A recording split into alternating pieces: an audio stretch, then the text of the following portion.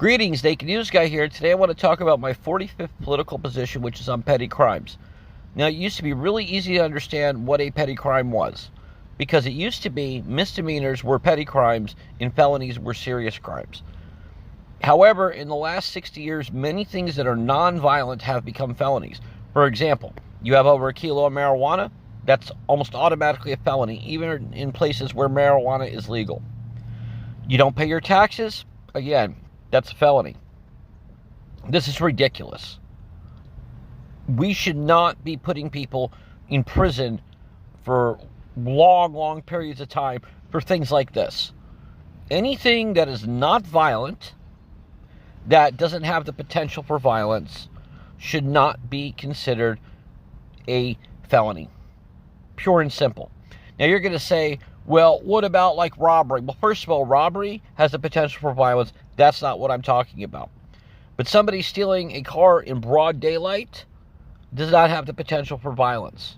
Okay? Somebody stealing, some $1,000 television from Walmart is not a violent crime. Pure and simple. Petty crimes should not be sending people to prison, because what they do is they send people who are petty thieves, who do shit like not pay their taxes, maybe have a small drug problem. They send them in prison. They put them in there with the murderers, the killers, the rapists. When these people get out, a lot of times they turn into those violent criminals. Now I'm not saying you should go around just ignoring the law, which seems to be the California solution, which is bullshit as well, because then people just do whatever the hell they want. But we need to have other punishments for petty crimes.